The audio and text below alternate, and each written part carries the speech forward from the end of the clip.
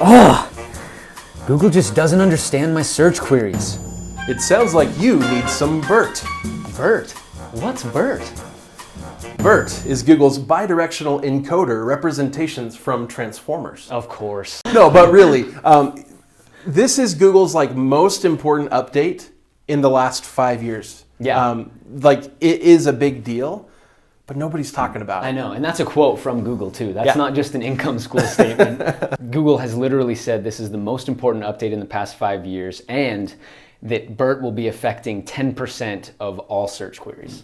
That's crazy. 10% of all queries searched on Google are to be affected by BERT. Yes. And still nobody's talking about it. And frankly, here's why. Algorithm updates tend to get a lot of chatter when they have a significant impact on people's traffic.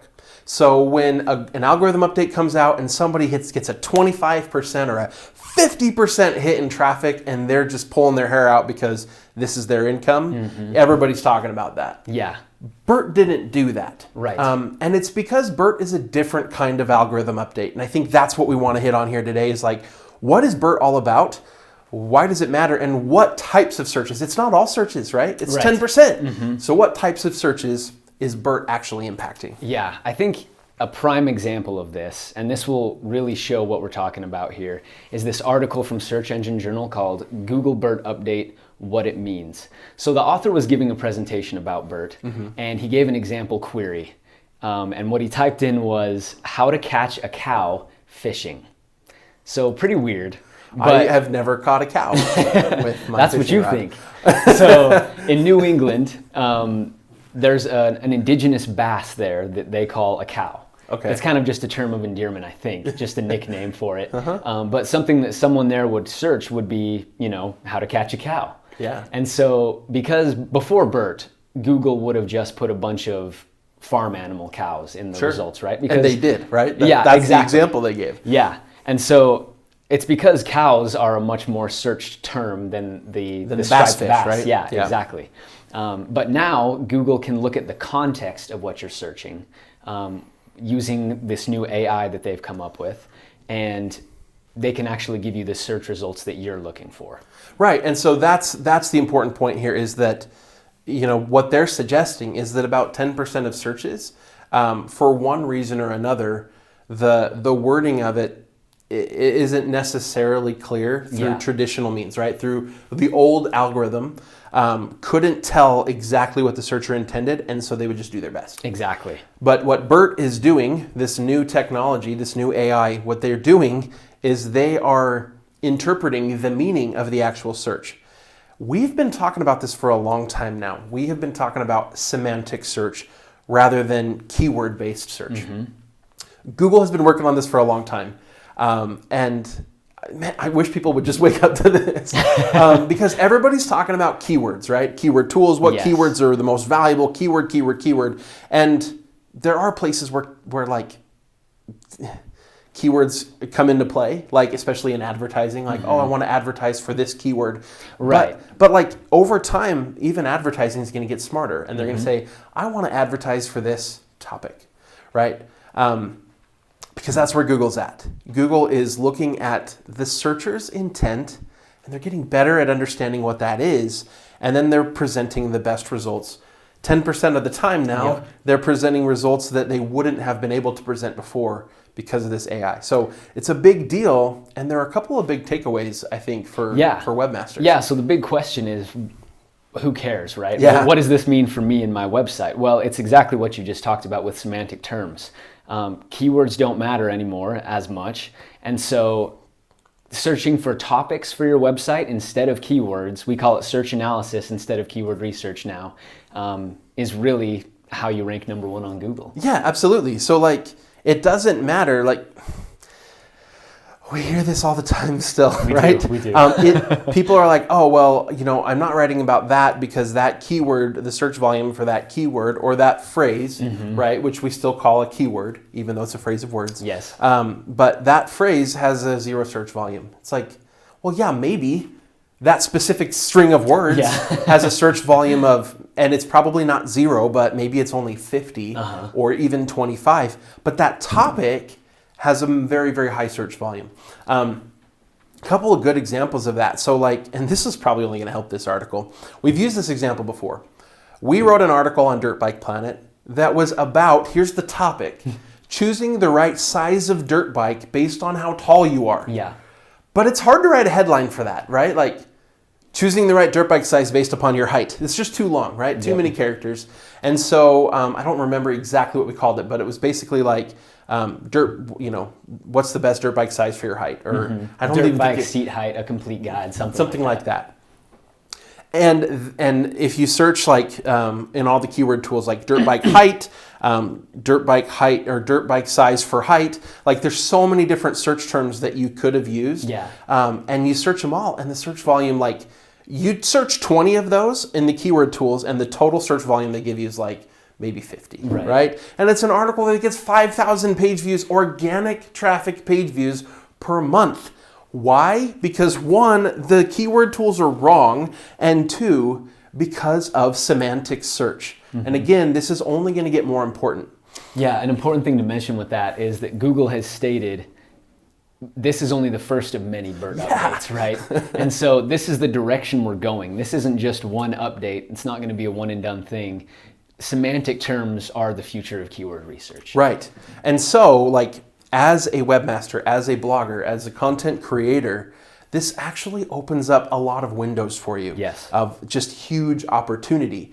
Because of semantic search now, we can write about topics that we never would have written about before. And in fact, that's what we do. Over and over again through our method of search analysis. Not only we, but members of Project 24 are finding topics that all the keyword tools would have told them to not write. Yep. And they're creating content that is attracting thousands of page views per month. Again, writing content that nobody else is writing because the keyword tools told them not to. So again, huge windows of opportunity. People probably weren't writing a whole lot of content about cow fishing. Yeah.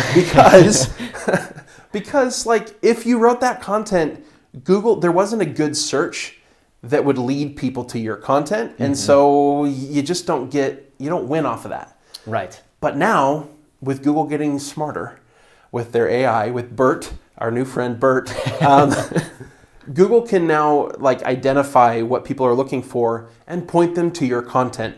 This opens up just dozens and dozens of entire niches that we never would have considered before, as well as just millions of topics you could write about that you probably wouldn't have written about before. So honestly, what this means is write content based around a topic where when you do a search on that topic, you can outrank the other content there. You can create something better. Exactly. All right, the other takeaway, the other opportunity here. Yes, so for people who speak English as a second language, or any language as a second language, they tend to search things in their second language that perhaps don't have the correct verbs or the correct conjugation, right?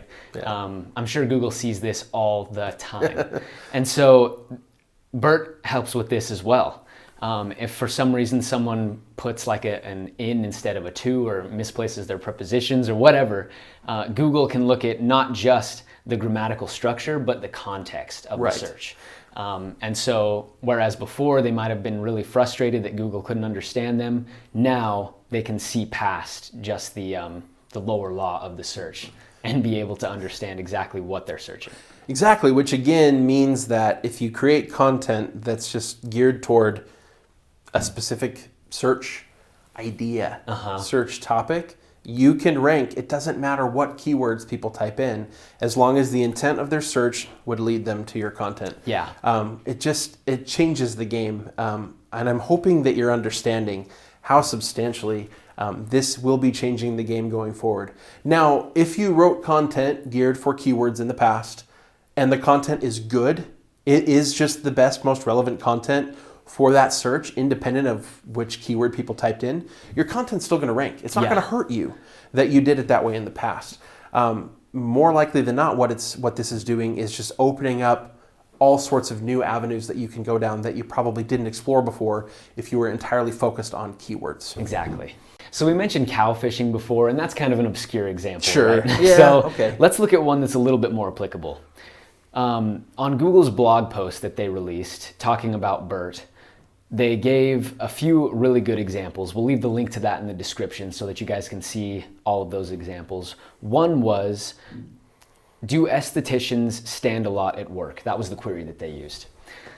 So obviously the searcher intent is, if I want to become an esthetician, would I be on my feet a lot, right? In my day-to-day activities. However, because this type of query confused Google, the main results that popped up were just kind of general esthetician, like the differences between different types of different estheticians. types. Yeah, exactly. So it was kind of on par, but it wasn't really answering the searcher intent. Right? So really the searcher intent was about like, I want to know what it's going to be like if I'm going to go to school and study estheticianism. Yeah. If you know the right term for that, the technical term, please comment below because we would like to know. I would like to know. Yeah, I'm curious. Speaking of comments, there are probably like thousands of examples you could give of just like search terms that are vague enough that Google didn't understand them before, where BERT, either BERT as it exists today or BERT in the future could help. If you come up with some fun examples for that, I encourage you to comment below. I think it would just be really fun for all of us to see some of the cool ways that BERT could be helping people find more relevant content for them. I also want to invite you because a lot of people are still just entirely focused on keywords and not reading the writing on the wall. Our course, Project 24, has an entire course in it about search analysis. Yeah. And this course completely changed the approach that we and members of Project 24 are taking to come up with topics to write about. It is pretty revolutionary and it's totally unique to Income School. So if you watch this channel all the time and you think, I'm not a sucker, I'm not buying their course because I get all this cool information just on the YouTube channel. Search analysis is one of many examples of things that we specifically don't talk about in detail on this channel because it's just, oh man, it's that really, really good, tactical, in the weeds, how to do it type of content that we feel we need to protect for those members of Project 24. If you feel like that is something you need to help you, man, I invite you to go check out Project 24. We have a webinar about what it's all about if you don't know what I'm talking about. I also invite you to go to incomeschool.com/project24 just to learn more about what that's about. I don't normally make such a hard sell for Project 24 in a YouTube video. I don't like to. But man, like search analysis is the number one thing that we see wrong when we do a coaching call, a consulting call, or a website review. It is the easiest way to mess up your website while still putting in the work, right? And that is a big issue. So I invite you to go check it out. I apologize for making such a hard pitch, but man, like it's not even about what it's going to earn for me. It's about, man, what it is going to do for you if you can just get that search analysis down. So soapbox, I'm stepping down. Thanks guys for listening, and we'll see you guys next time.